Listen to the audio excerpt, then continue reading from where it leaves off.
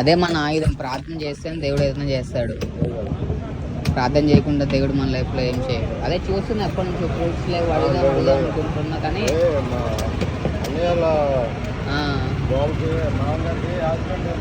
Uncle lorry accident అయింది. Uncle lorry accident అయితే అక్కడ మనం 10 లక్షలు అక్కడ పెట్టాం అంకుల్. తర్వాత మొన్నేమో మన వాళ్ళే అంకుల్ మళ్ళీ అక్కడ గుజరాత్లో చేర్పించాం. అది ఒక 3.5 లక్షలు ఆయన అంకుల్. డబ్బులు కొద్దిగా టైట్గా ఉందని చెప్పేసి అంకుల్ కావాలి. ఏం కాదు అంకుల్. దేవుడు అపవాది నష్టం తీసుకొస్తాడు, దేవుడు దానికి రెట్టింపిస్తాడు. భయపడాల్సిన అవసరం అంకుల్. ప్రార్థన చేయండి. మన దగ్గర ఫ్రూట్స్ పెట్టాలంటే డబ్బులు ఉండాల్సిన అవసరం లేదు.